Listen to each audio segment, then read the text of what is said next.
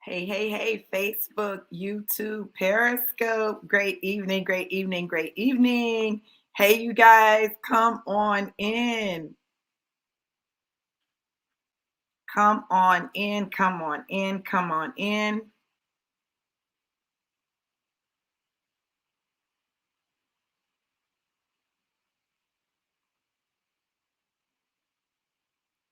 All right, all right, all right. Hey, everybody. Great evening. Let me make sure I share. Let me make sure I share.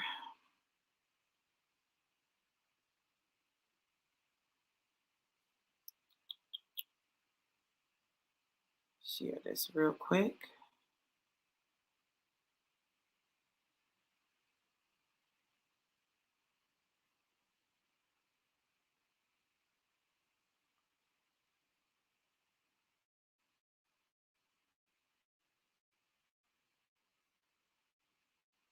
Hey, how are you?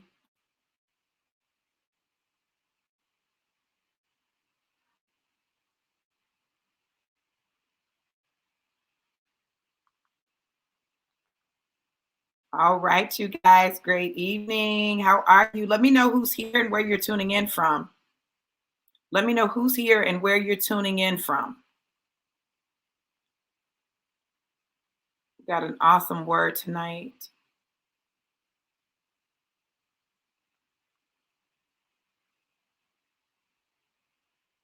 Let me know who's here and where you're tuning in from. Drop it in the comments. Drop it in the comments.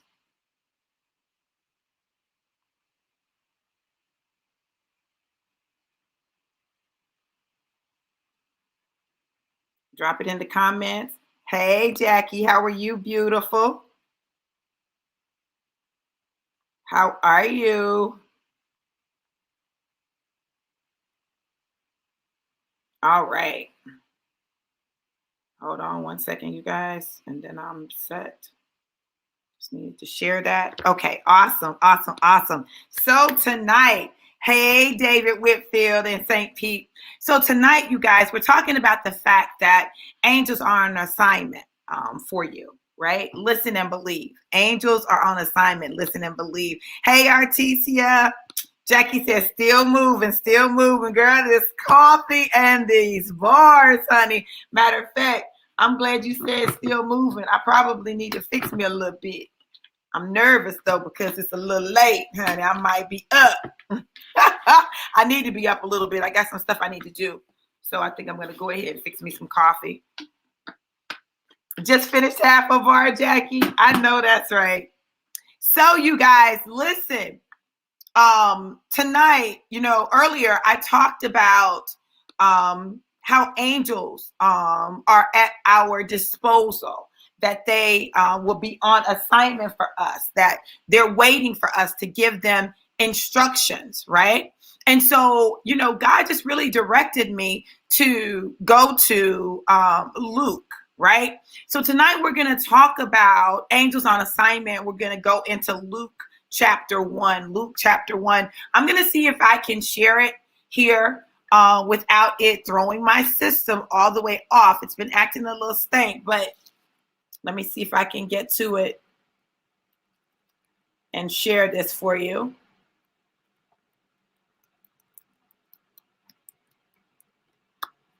All right. See if we can't share it.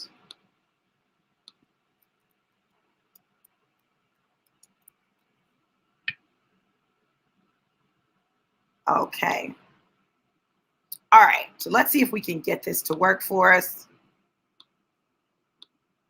All right. So we're in Luke, the book of Luke, chapter 1. And this is actually the story of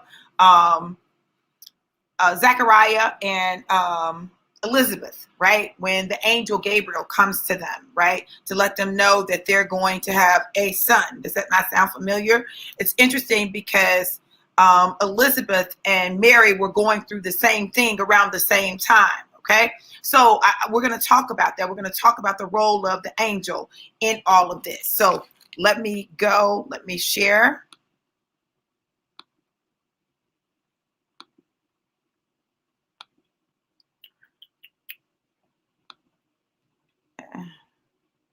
Okay, I'm going to share the whole screen. It's going to look a little crazy at first, but y'all bear with me.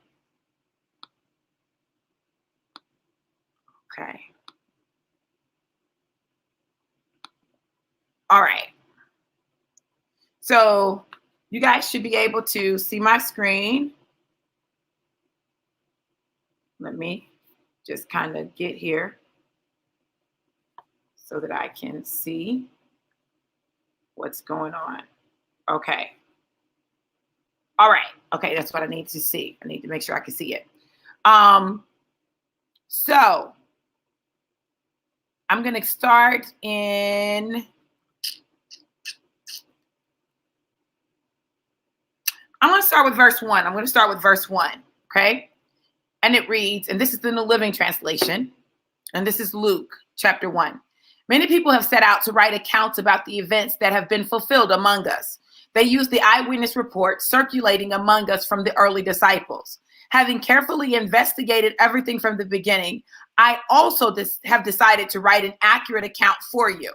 Most honorable Theophilus, so you can be certain of the truth of everything you were taught. So listen, Luke was not there when these things happened. Luke is writing a secondhand account based on the eyewitness accounts that he was told, right? And it says, verse 5, when Herod was king of Judea, there was a Jewish priest named Zechariah. He was a member of the priestly order of Abijah, and his wife Elizabeth was also from the priestly line of Aaron. Zechariah and Elizabeth were righteous in God's eyes, careful to obey all of the Lord's commandments and regulations. They had no children because Elizabeth was unable to conceive, and they were both very old. One day, Zechariah was serving God in the temple, for his order was on duty that week. As was the custom of the priest, he was chosen by lot to enter the sanctuary of the Lord and burn incense. While the incense was being burned, a great crowd stood outside praying. While Zechariah was in the sanctuary, an angel of the Lord appeared to him, standing to the right of the incense altar. Zechariah was shaken and overwhelmed with fear when he saw him. But the angel said, "Don't be afraid, Zechariah. God has heard your prayer. Your wife Elizabeth will give you a son, and you are to name him John. You will have great joy and gladness, and many will rejoice at his birth, for he will be great in the eyes of the Lord. He must never touch wine or other alcoholic drinks. He will be filled with the Holy Spirit even before his birth, and he will turn many Israelites to the Lord their God. He will be a man with spirit and the power of Elijah. He will prepare the people for the coming of the Lord. He will turn the hearts of the fathers to their children, and he will cause those who are rebellious to accept the wisdom of the godly." Zechariah said to the angel, "How can I be sure this will happen? I'm an old man now, and my wife is also well along in years." Then the angel said, "I am Gabriel. I stand in the very presence of God. It was he who sent me to bring you this good news. But now, since you didn't believe what I said, you will be silent and unable to speak until the child is born. For my words will certainly be fulfilled at the proper time."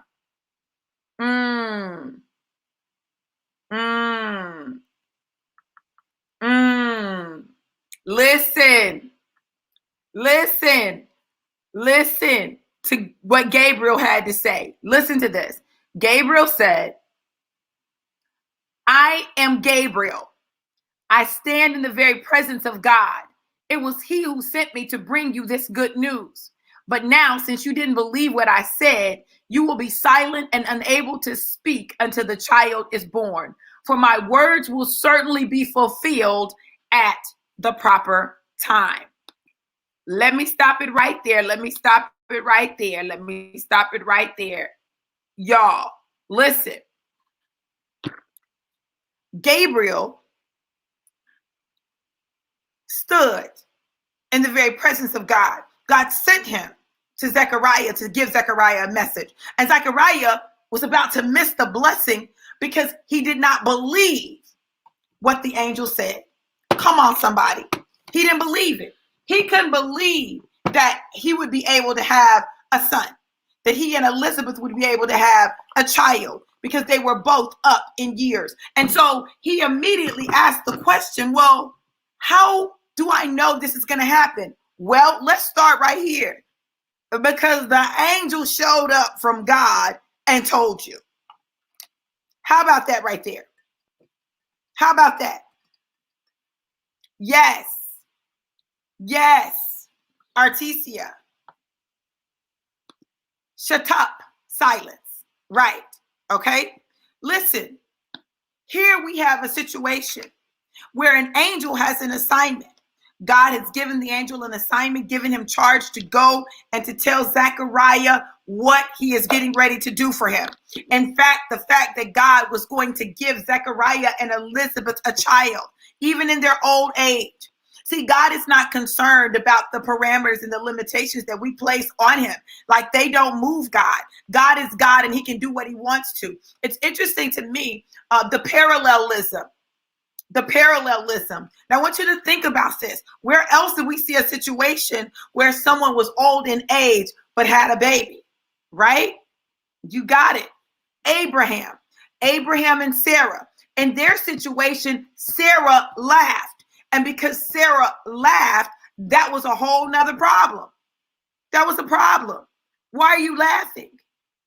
Why are you laughing? This is not funny, right? But here we have Zechariah and Elizabeth. Now, Elizabeth is Mary's cousin. They're related on their mama's daddy's side. No, I don't know, y'all. I'm just saying. I'm sorry, y'all. Let me stop being silly. But they're cousins, right? In fact, it is after Elizabeth actually does conceive that Mary, who is currently present with Jesus, goes to stay with them and see them. And John the Baptist, who is residing in the womb of Elizabeth, leaps. Now, this is how God works, y'all. Because let me tell y'all something. Sunday, I talked about John. I talked about John baptizing Jesus. Now, listen to me, y'all.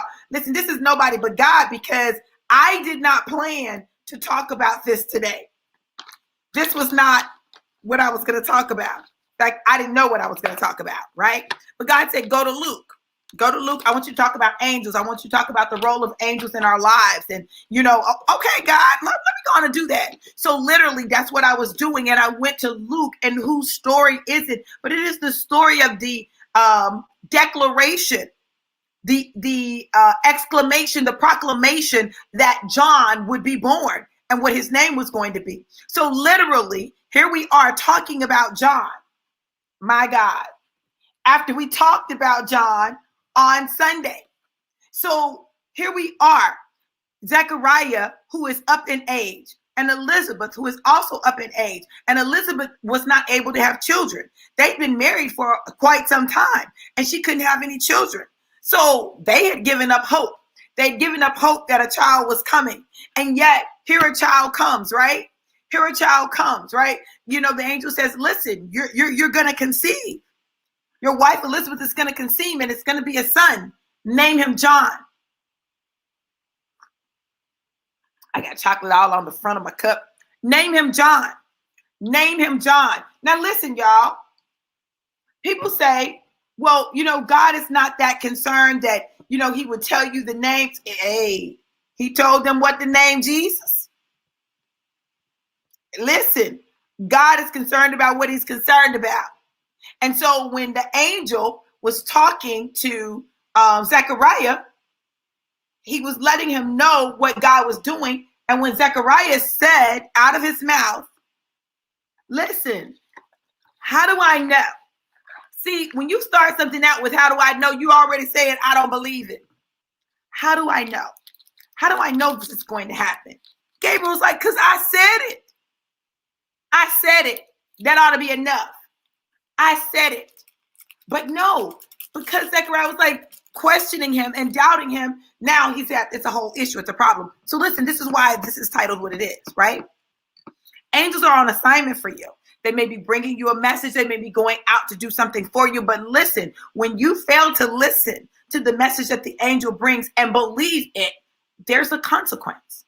There's a consequence, and that consequence may very well be a delay. It may be that you can't talk about something. Listen, whatever the consequence is, there is a consequence. There's a consequence. God doesn't just send Gabriel to come talk to people just to hang out. He doesn't do that. Not Gabriel. Not Gabriel. Come on now. Not Gabriel. So then, why is it that we don't take seriously or we don't believe when angels are at work for us? We don't believe it. We don't believe that they would be at work for us. We don't believe that angels show up like that. We don't believe that angels exist like that. We don't believe.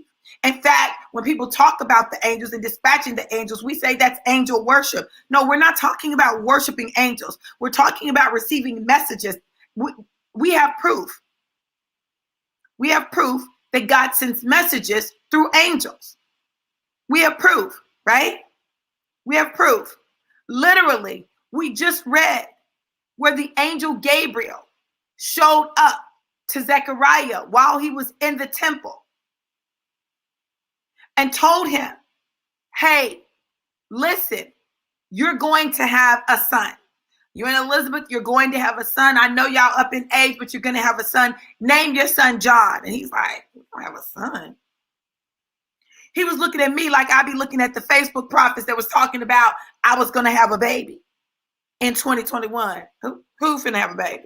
Somebody finna have a baby for me? Because I'm not having no baby. Gabriel would have been like, oh, since you don't believe, now there's a consequence. Now you got to shut up and just be silent. Because you don't believe. Absolutely, Jackie. God never changes. He sent angels in the past and he does today. He sends angels to communicate with us. We have angels assigned to us. Our own angel squad. Okay? Our own security team. Our own. And so Zechariah had to be quiet because he did not believe what the angel said. So this is the question I have for you. This is the question that I have for you.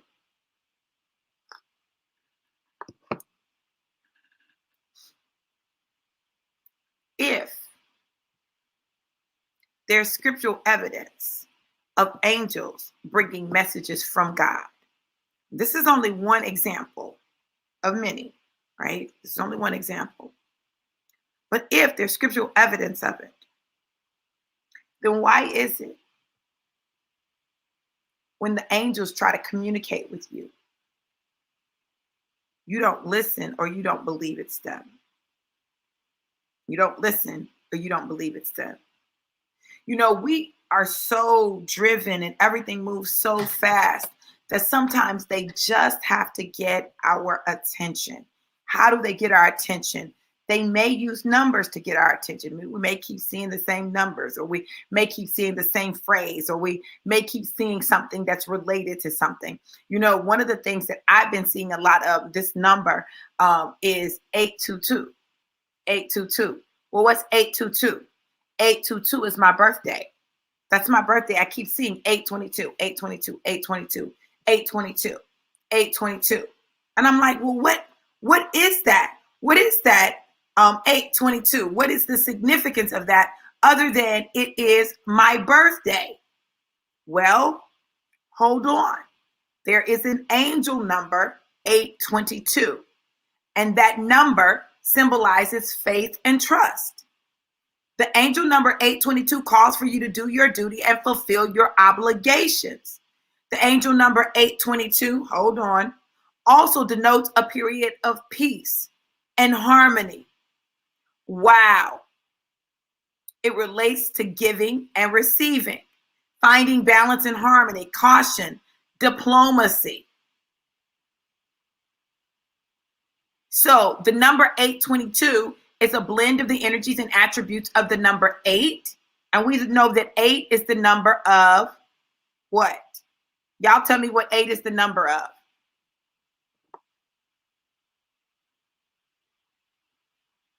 What does 8 mean? So 8 is the number of new beginnings. new beginnings,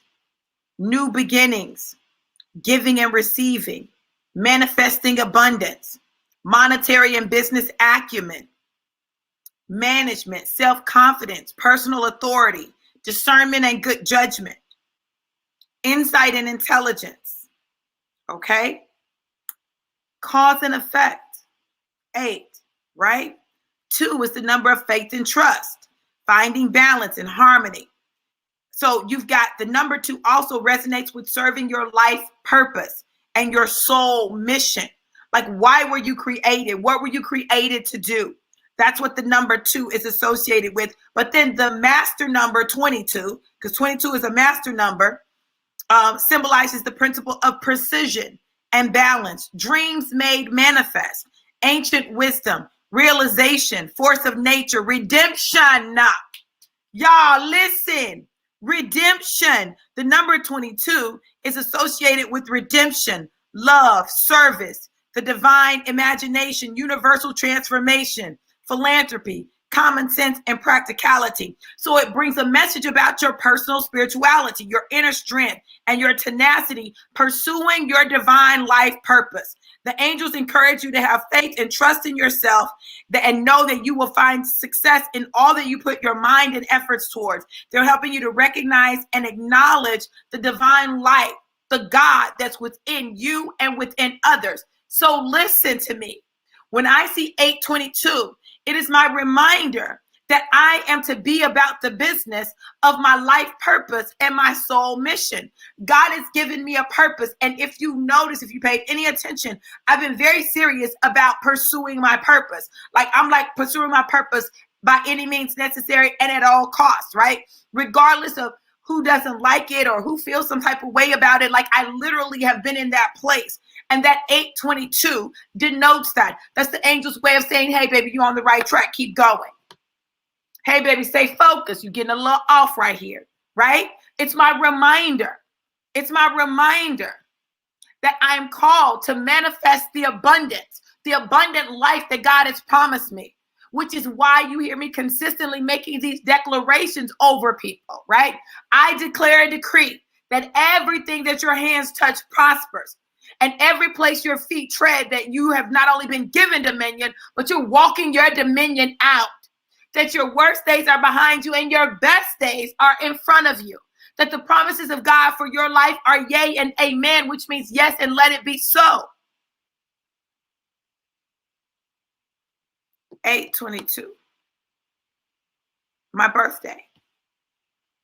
But also, it has great significance. You all listen. The scriptures say, and we have these promises that are housed in earthen vessels, right? These mysteries housed in earthen vessels. And the only way that you can get to them is by breaking open the vessels so that you can get to the mysteries. God gives us knowledge and understanding at the level that we can handle it. For those who are literalists, he's going to give a message at the literal level.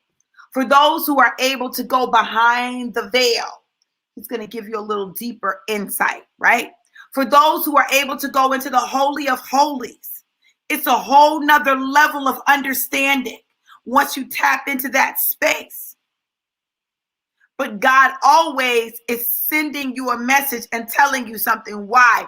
He wants you to win. And what is winning? Winning is fulfilling your life purpose. When you fulfill your life purpose, you are winning. That is winning. That's what winning looks like. So here Zechariah is, and we're in Luke chapter 1, right? Here Zechariah is, and the angel Gabriel has come to earth to give him a message from God. Okay? That he and his wife Elizabeth, who was barren, who did not have any children, who could not have any children, were going to not only have children in their old age, but it was going to be a son to carry on the lineage.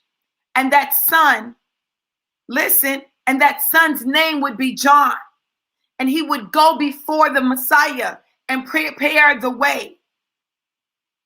He's the one who went before the Messiah, preparing the way. So here we are. Here we are with our lives. Let's talk about us for a minute. Let's talk about us. I get what happened with Zechariah and Elizabeth. I get it. I get how Gabriel came and gave Zechariah a message. And Zechariah doubted him and said, how do I know this is going to happen? How do I know you're not capping? How do I know you're not exaggerating? How do I know that you really came from God? How do I know? And Gabriel said, listen, since you've doubted, you didn't believe, now you're going to have to shut up. You're going to have to be quiet until the baby is born. Why? Because I want y'all to get why he told him he was going to have to be quiet until the baby was born. Why? Can anybody guess why?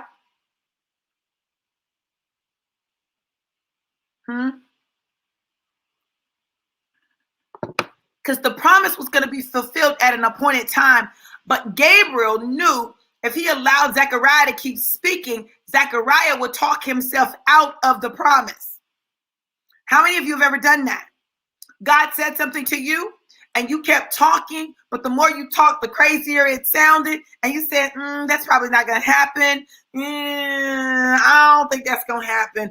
Maybe it was just me. I was just exaggerating. Absolutely, Stacy, because he would speak against the promise. But Gabriel said, and I want y'all to check this out. Let me share this again. I want y'all to see this. I want y'all to understand this, because I need you to understand just how significant you are to God. All right. So here we have in verse 19, it says, then the angel said, I am Gabriel. I stand in the very presence of God. It was he who sent me to bring you this good news. But now, since you didn't believe what I said, you will be silent and unable to speak until the child is born. For my words will certainly be fulfilled at the proper time. For my words will certainly be fulfilled at the proper time. Listen, Gabriel said that the words that he had spoken would be fulfilled at the proper time. Why? God's word will not return to him void, but it shall, it will, it must accomplish everything that it is sent forth to accomplish. So when you dispatch your angels and you send them on assignment, right? When you send them on assignment to fulfill a promise of God, they're on a right assignment to fulfill a promise of God.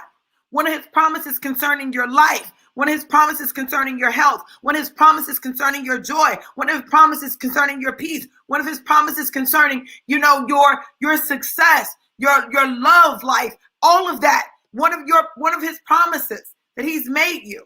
You can dispatch the angels on God's promises all day long, all day. On God's promises, that they might be fulfilled in the earth. What have the angels said to you? What message have they brought you?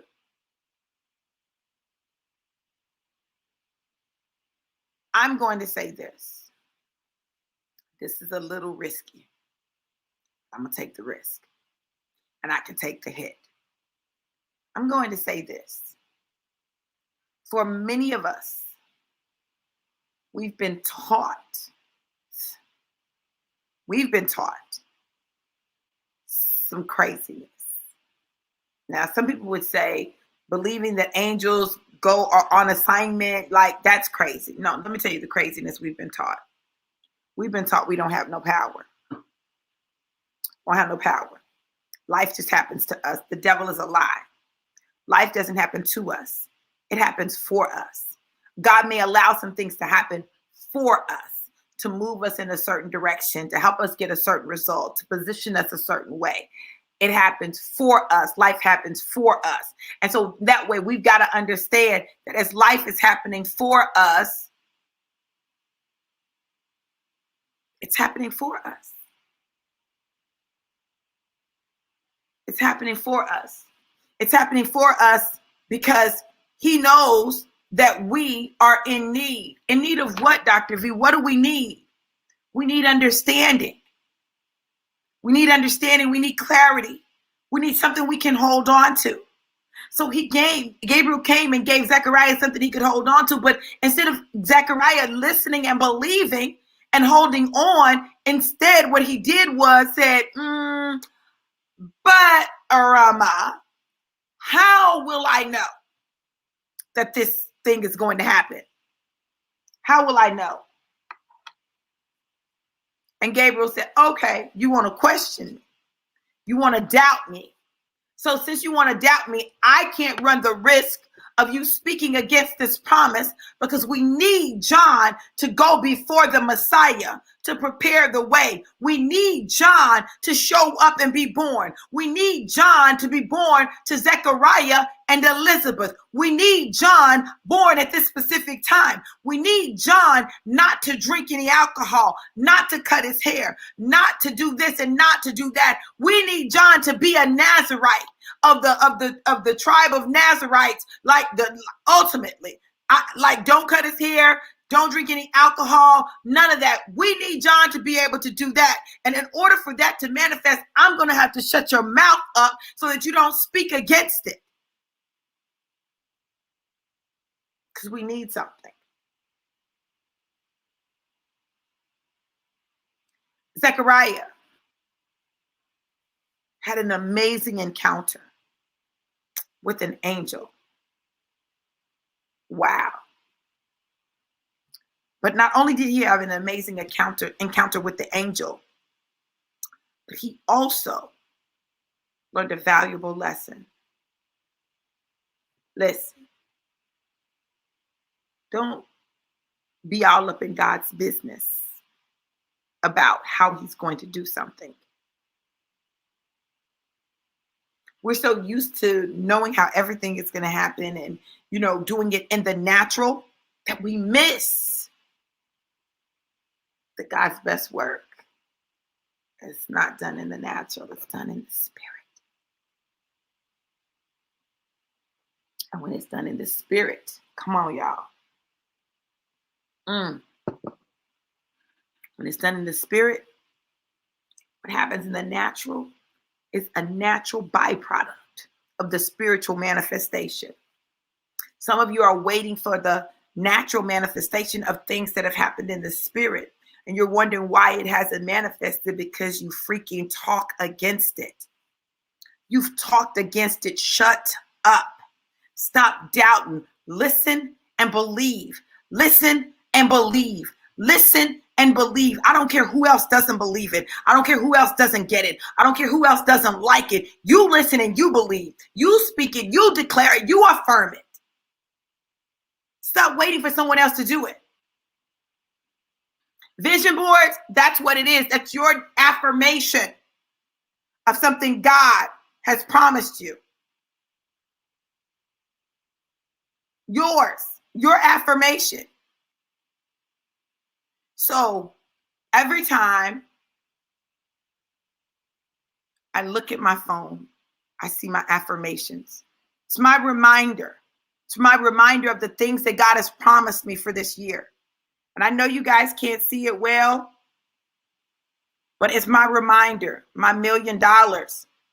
Listen, all of that. Y'all see my million with my face on it? My $1 million. Love. Forex trader, travel, freedom, home, car, school. All of that. My 1044 Pro, the ministry, all of that. Fitness, all of that. It's my reminder. I keep it before me. I keep the vision in front of me. Why do I keep it in front of me? It is my consistent reminder of what God has promised me, and I can declare it. This is my life. This is my life. Everything in my life prospers. I have the love that I desire. My car, my blue Tesla, right?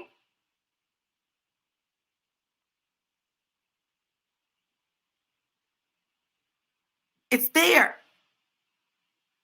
You see, when you understand the spiritual and natural laws, how do you bring the spiritual into the natural?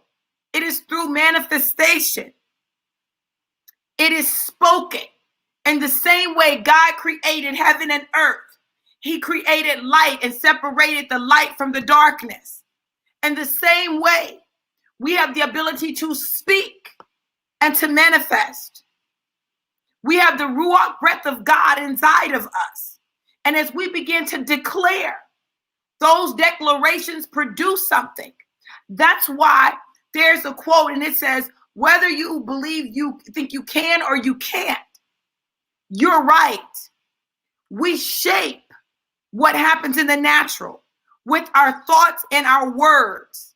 And that's why Zechariah just having the thought, because I want you to think about it. It wasn't like he said, I don't believe you. He didn't say that. He just said, but how do I know? From that, but how do I know? Gabriel knew, because he knew the thoughts that he was having. That word was spoken out of thoughts of doubt. Like, I don't know if this is really going to happen. Let me ask him and see if he can explain how I'll know that this is really going to happen.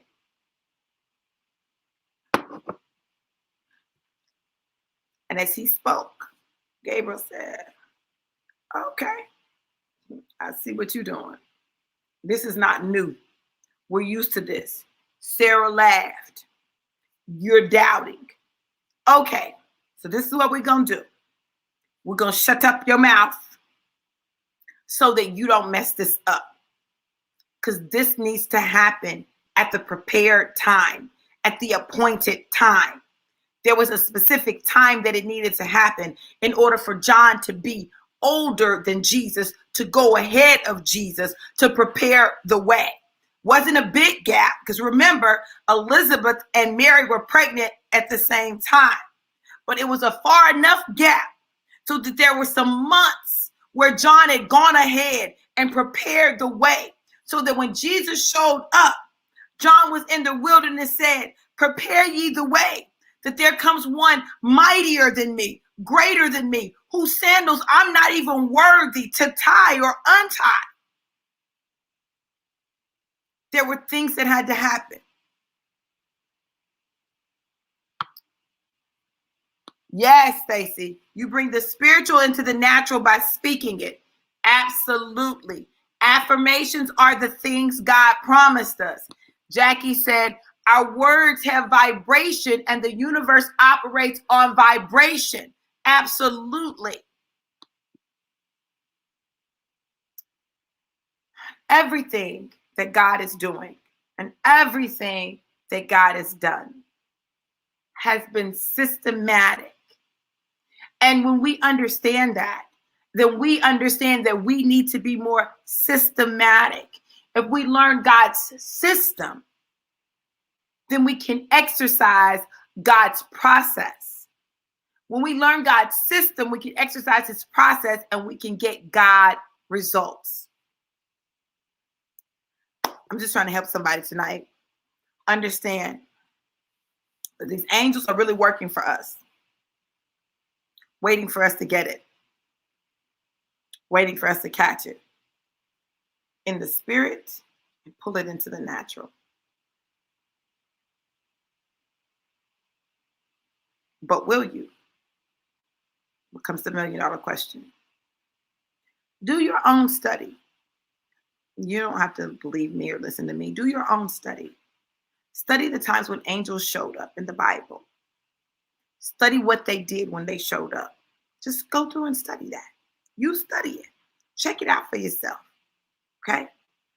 And see where God takes you. Yeah, I could go through and list all the times. No. I'm not doing that though. Because this is Let's Get Raw, Real Anointed Word. And then we're going to do what? Work the word. Work it. That means you need to put some work in. You need to put some time in. And let's make it happen. You all, I pray that you heard something this evening that blessed you, something that encouraged you, something that gave you the strength to continue on your journey. Because at the end of the day, that's what God wants. He wants us to move forward with greater enlightenment and the ability to take his word and apply it to our lives personally. So I pray that you got something that would allow you to do that tonight.